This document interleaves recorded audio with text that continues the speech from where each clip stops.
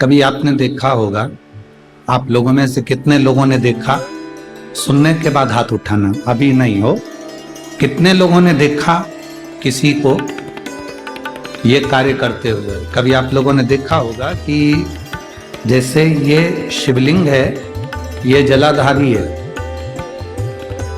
सामने से पानी बहता, यहां और यहां कई लोगों को आपने देखा होगा कि वो इस तरह से दबाते हैं। जो शिवलिंग है, शिवलिंग जलाधारी, यहां से पानी बहता, ये गोल, और यहां पानी अपन चढ़ाते हैं तो वो पानी बहकर इधर निकलता। तो ये जो चरण जैसे बने, आप लोगों ने कई भक्तों को देखा होगा कि वो जल चढ़ाने के बाद वहां ऐसे ऐसे शिव जी के उन भाग को दबाते हैं। आप लोगों में किसी ने देखा है कभी? शिव कृपा करो।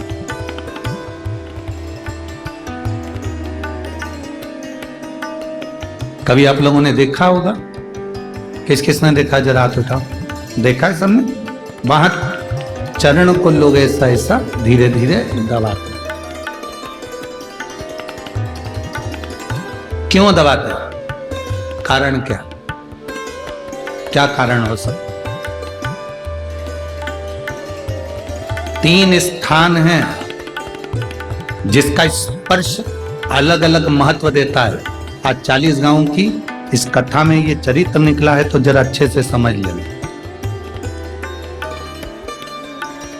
40 गांव की कथा प्रभु श्री राम शिव महापुराण की कथा जो चल रही है, अवध में राम जी विराजमान होने वाले हैं, उसकी प्रतिष्ठा उत्सव के अवसर पर उसको अच्छे से समझ। 3 जगह स्पर्श करने का फल क्या? एक, जहां से जलाधारी से पानी बहता है, जो गणेश और कार्तिकेय का स्थान है, उधर हम दबाते हैं, स्पर्श करते हैं, एक वो स्थान। दूसरा, बीच में जो अशोक सुंदरी की जगह है, वहां स्पर्श करते हैं। और तीसरा, जो गोल जलाधारी का जो भाग गोल है, हम उसका स्पर्श करते हैं। ये 3 जगह अब उसको समझेंगे। 3 जगह स्पर्श का महत्व समझ। मान लो डॉक्टर ने कह दिया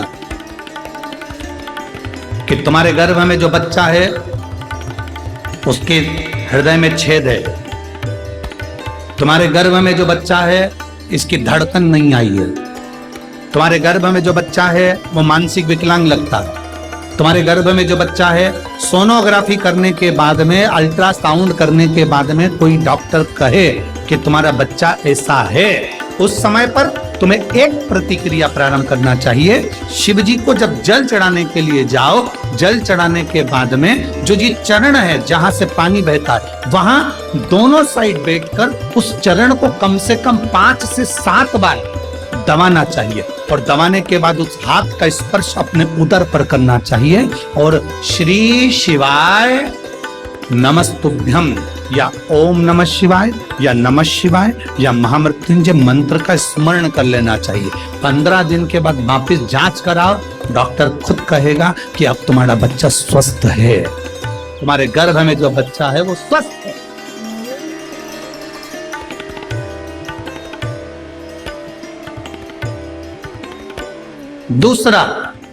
दूसरा स्पर्श, शिवलिंग जलाधारी, दोनों चरण, बीच में अशोक सुंदरी। दूसरा स्पर्श अशोक सुंदरी का। किसी लड़के की उम्र, किसी लड़की की उम्र 35 साल हो गई, 40 साल हो गई, 25 साल हो गई, 30 साल हो गई, विवाह का कोई योग नहीं बन रहा। ज्योतिष आचार्यों ने कहा मंगल है, शनि है, पर ये राहु है, केतु है, सब बोल दिए। आप अपना जल चढ़ाओ महादेव को। जो लड़का लड़की है वो जल चढ़ाएं, बेलपत्री का स्पर्श अशोक सुंदरी वाली जगह पर कर कर शिव जी को चढ़ाएं और 2 मिनट उस अशोक सुंदरी की जगह का स्पर्श कर कर अपने मन की बात श्री शिवाय नमस्तुभ्यम कहकर या पंचाक्षर या षडाक्षर मंत्र कहकर उस स्थान का स्पर्श कर कर बाबा से विनती करें। 3 से 4 महीने में संबंध जमेगा ही, ये निश्चित है। स्पर्श उस अशोक सुंदरी वाली जगह का होना चाहिए। स्पर्श तीसरा स्थान, शिवलिंग का तीसरा स्थान है जलाधारी पार्वती जी की कटी, पार्वती जी का हस्त कमल गोल भाग।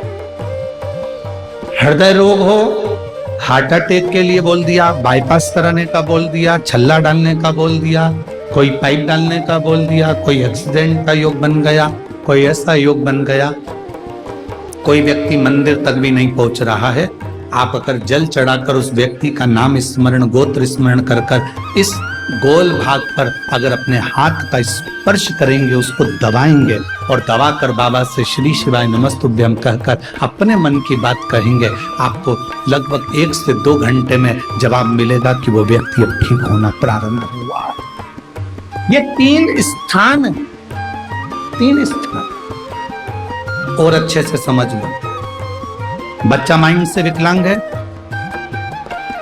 डॉक्टर ने कहा इस बच्चे का विकास नहीं हो रहा, बच्चे की बुद्धि काम नहीं कर रही है, बच्चे का शरीर काम नहीं कर रहा है, कहीं हाथ कहीं पैर में कहीं तकलीफ हो रही है, बच्चे का विकास नहीं हो रहा, 4 साल का हो गया, 5 साल का हो गया, 6 साल का हो गया, बुद्धि का, तो उस जगह पर भी आप बच्चे से कहोगे ना बेटा शिव जी को जल चढ़ाने जा रहे हो ना, तो ये जो 2 चरण है ना जहां से पानी बहता है वहां स्पर्श कर कर आया करो और पानी पिया करो चढ़ाने के बाद।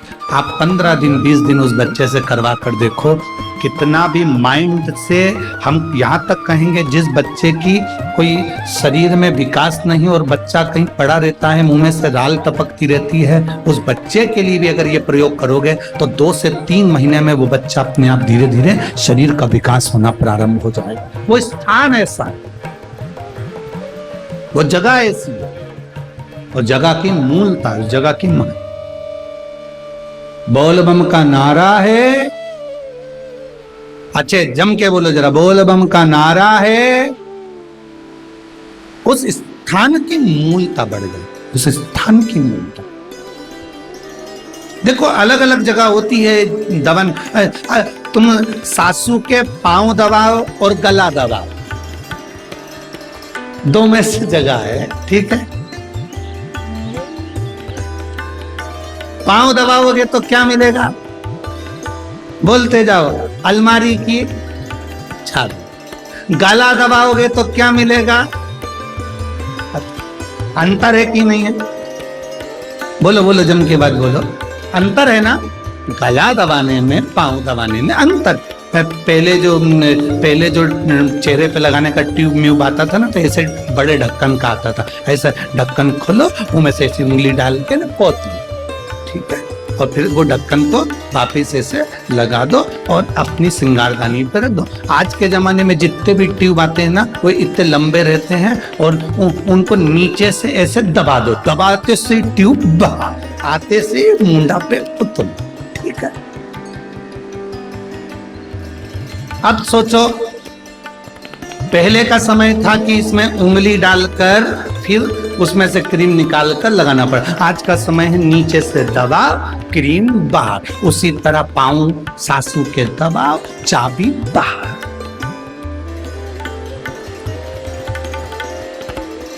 पांव दबाओगे और चाबी मिलेगी, अंगूठी चेन हाथ। तुम रोज सांस को सांस मत समझो, क्रीम समझो, ब्यूटी क्रीम। अब तुम रोज रोज दबाओ, जैसे रोज चेहरे पे लगाने के लिए क्रीम को दबाते हो तो रोज निकल कर आता, तुम 2-3 महीने रोज सास की पाँव की मालिश करो, पाँव दबाओ, सास भी एक दिन कह देगी ले। मम्मी तुम मेरा अकेली को दोगी और जीजी को जेठानी को नहीं दोगी तो उसको बुरा, वो दबा रही क्या मेरे पाँव, पाँव तो तूने दबाए ना, ले जा जा। एक प्लाट सोने की चैन चाबी जो दबाता है उसको मिलता है। तुम प्रैक्टिकल करके देखो, आज से चालू। तुम यहां से जाने के बाद जब चालू हो जाओगी तो सास भी सोचेगी आज महाराज क्या बोला है, आज जिंदगी में वो कहते ना सूरज कहां से निकले, आज महाराज ने क्या बोला।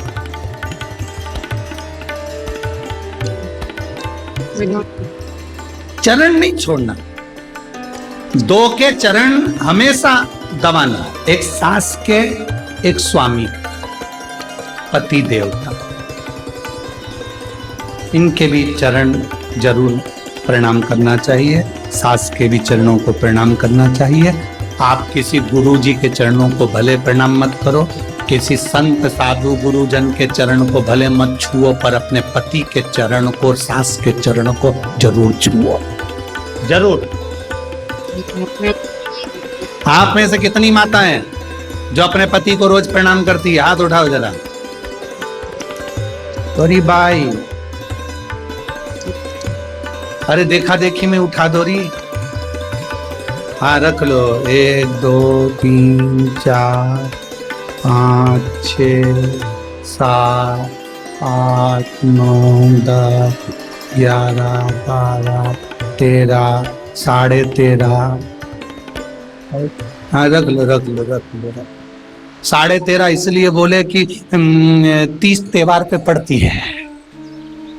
मकर संक्रांति आई तो पढ़ लिया, करवा चौथ आई तो पढ़ लिया, दिवाली आई तो पढ़ लिया, बाकी के समय में नहीं पढ़ती, वो पढ़ती। आप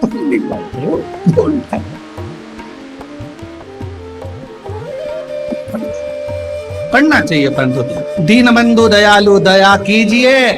कल से जो अपने पति को प्रणाम नहीं करे उसे उठा लीजिए। अरे प्रणाम करने में कुछ जाता है क्या? करना चाहिए। पहली बार तुम्हें शर्म आएगी, सिर पे पल्लू लेकर पढ़ लो। पति को भी पहली बार पांव पड़ाने में शर्म आएगी, 500 का नोट दे कि कभी जिंदगी में उसने अच्छा काम किया है, प्रणाम करना चाहिए।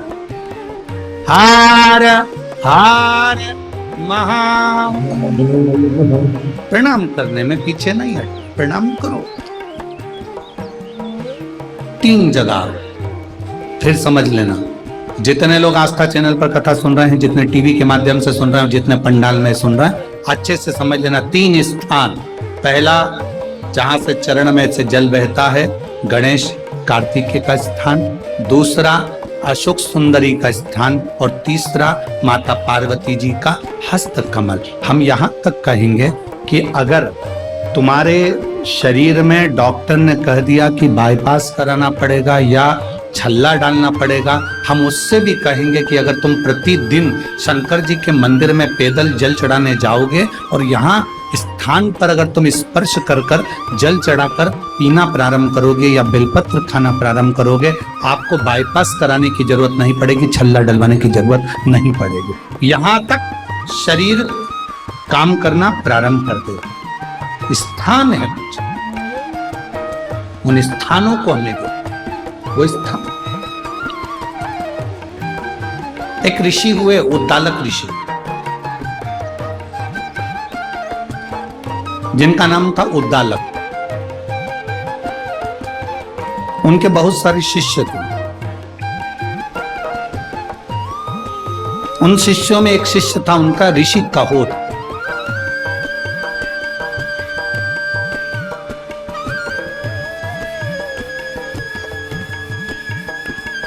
ऋषि कहोत, उद्दालक ऋषि की एक बेटी थी जिसका नाम था सुजाता।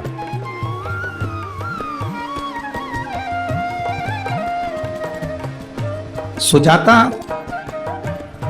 अपने पिताजी जो ज्ञान देते थे, उद्दालक ऋषि जो बोलते थे, सुजाता वो सुनती थी और सुनकर वैसा अनुसरण करती थी।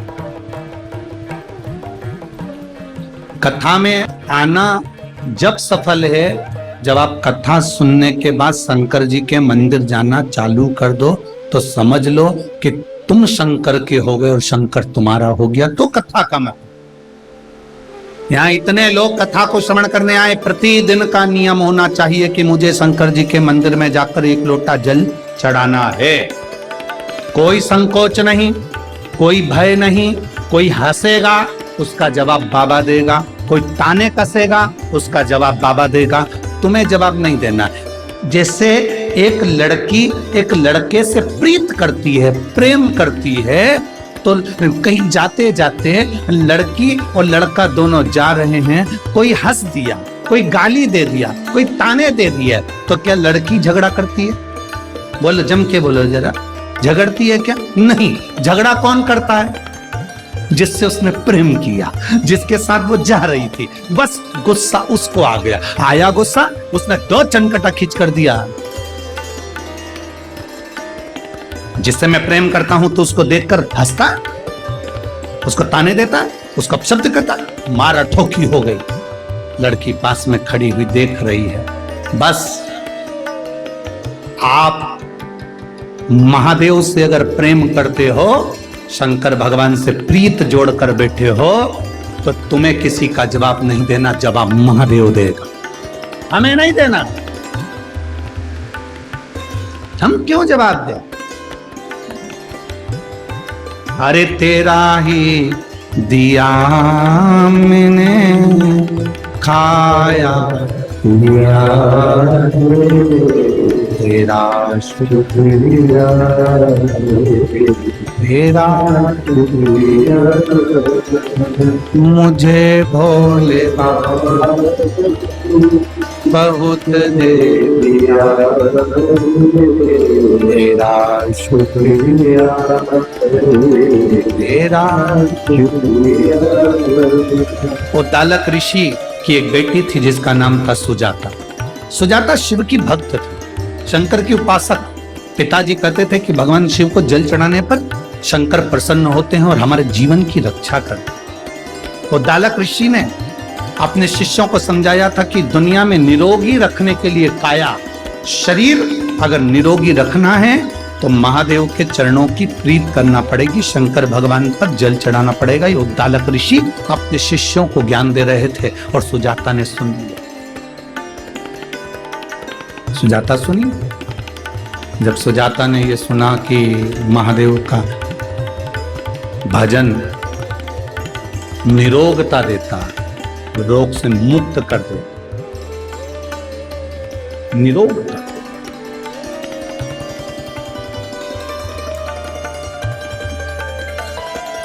शिव की भक्ति निरोगता दी। उद्दालक ऋषि जिनकी कन्या सुजाता, उसने सुना कि शंकर भगवान पर जल चढ़ाने से रोग का निवारण होता है। सुजाता ने अपने मन में यह बात रख ली। उद्दालक ऋषि ने विचार करा कि मेरी बेटी का विवाह किसके साथ करूं। इतने सारे शिष्य थे, उसमें से एक शिष्य था कहोद ऋषि के साथ सुजाता का विवाह कर। सुजाता और कहोद दोनों साथ रहने लगे।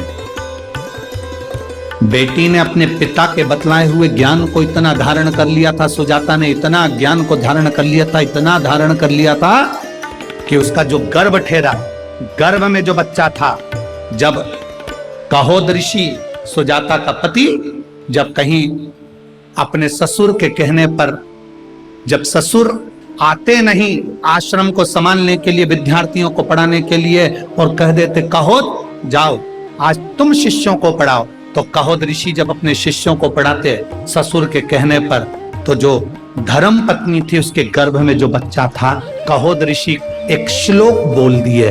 श्लोक जैसे ही बोला तो गर्भ का बच्चा बोला कि ये श्लोक गलत है, इसको सही कर। गर्भ का बच्चा बोलता है ये श्लोक गलत है, इसको सही करो। कहोद ऋषि को क्रोध आ गया, अपनी पत्नी को घूर कर देखा क्रोध में कि मेरे पत्नी के गर्भ में जो बच्चा है वो भीतर से बोल रहा है। कहोद ऋषि को क्रोध आया और हाथ में जल लेकर उसने श्राप दे दिया कि मेरी पत्नी के गर्भ में जो बच्चा है वो विकलांग पैदा हो।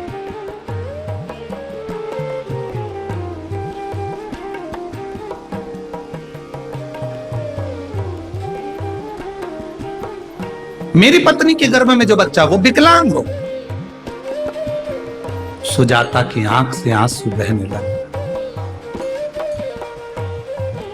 सुजाता रो पड़ी, हाथ में जल का पात्र सुजाता आश्रम में जो शिव जी का मंदिर था वहां जल चढ़ा रही थी। नैनों से जल बह रहा था। बाबा, दूसरे से क्या आस रखूं?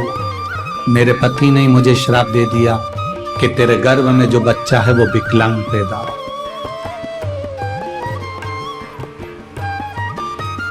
अब श्राप तो कभी गलत नहीं हो सकता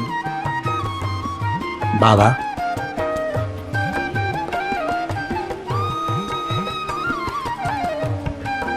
अब आपको संभालना है। जल चढ़ाती, आचमन कर लो।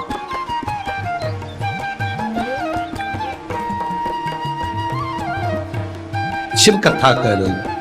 भगवान शंकर का संवाद करा। कहोद ऋषि ने अपनी धर्म पत्नी सुजाता को श्राप दे दिया कि तेरे गर्भ में जो बच्चा है वो विकलांग पैदा हो। और जो शिव ने सोचा, रोती हुई सुजाता हाथ में जल लेकर महादेव को समर्पित करती है और चरण पकड़ लेती है। चरण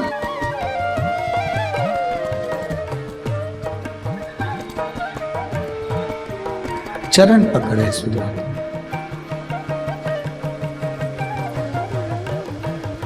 अब सुजाता रो रही है। शिव जी के चरण पकड़ लिए सुजाता, दबा रही है चरण। जल चढ़ाने के बाद जो चरण दबाया, रोती रोती कर रही है, मेरे पति ने मुझे श्राप दिया है, तेरे गर्भ में जो बच्चा होगा वो विकलांग पैदा होगा।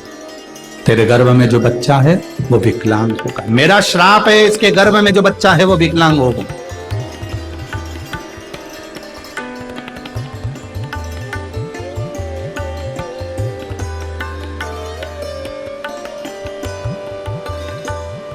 शिव कृपा कर।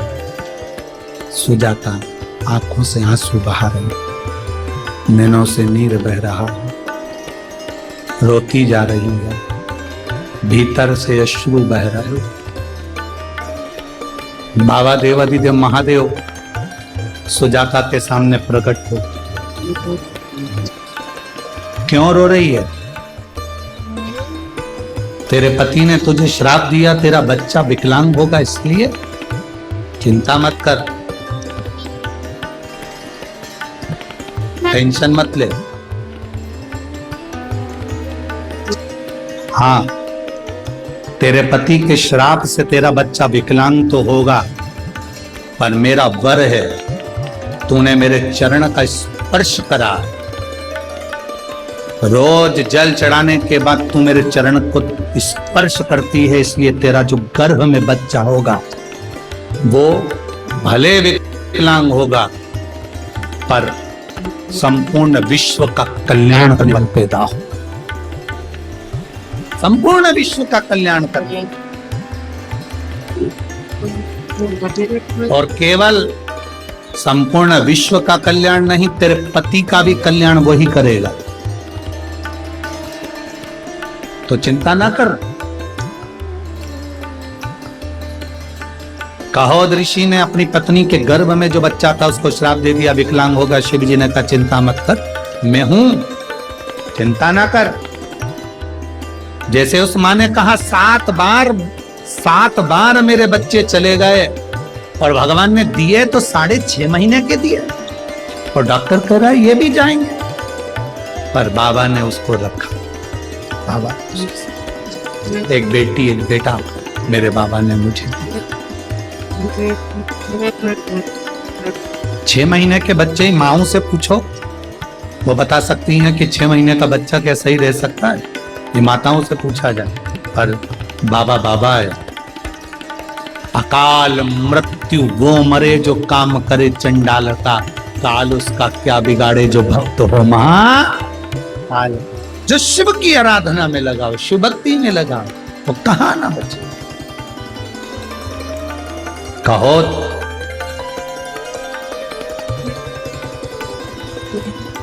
कि धर्म पत्नी सुजाता के गर्भ से एक बच्चे ने जन्म लिया जो 8 जगह से टेढ़ा था।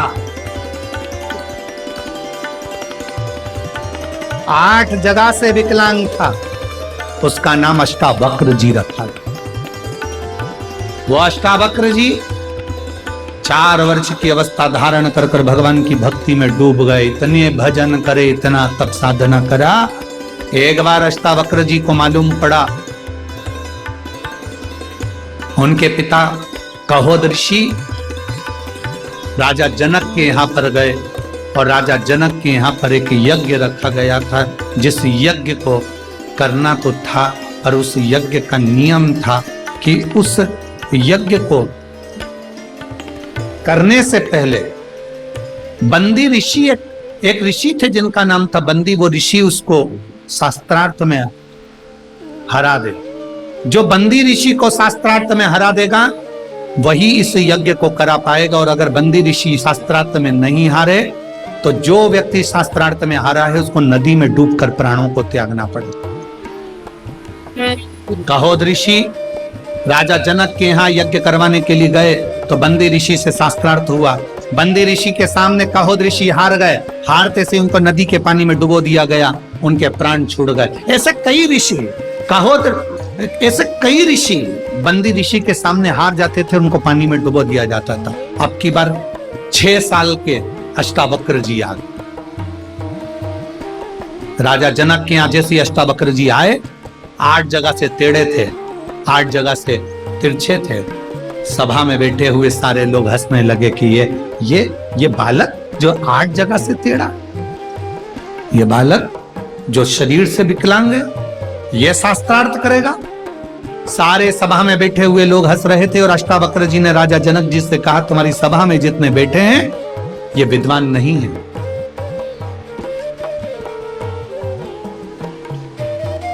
तुम्हारी सभा में जितने बैठे हैं ये विद्वान नहीं है।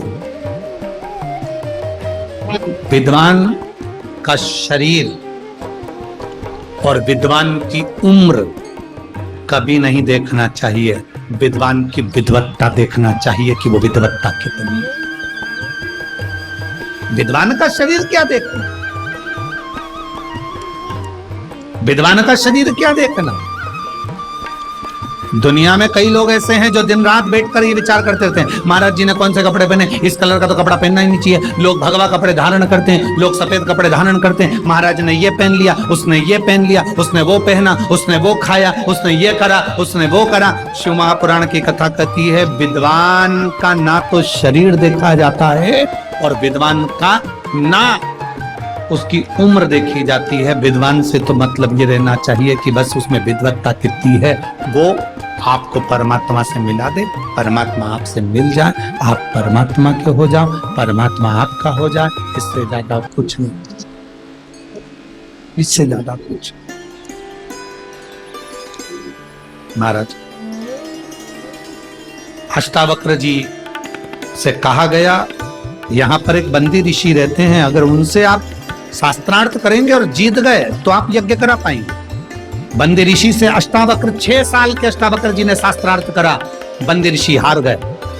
पूछा राजा जनक ने, इनकी सजा क्या है? जो सजा ये सारे ऋषियों को देते थे वही इनको दिया जाए, इनको पानी में डुबो दिया जाए। बंदी ऋषि को पानी में डुबोने लगे, हाथ जोड़कर बैठ गए बंदी ऋषि, मुझे पानी में मत डुबो। जितने ऋषि पानी में डूबकर मरे थे मैं उनको वापिस जीवित करता हूं, और हाथ में जल लेकर सबको वापिस उस नदी से बाहर निकाल दिया, जिसमें अष्टावक्र ऋषि के पिता भी थे। कहोद की आंख से जल बहने लगा अपने बेटे को देखकर कि जिस बेटे को मैंने विकलांग होने का श्राप दिया था, आज उसी बेटे ने मुझे वापिस जीवित कर दिया।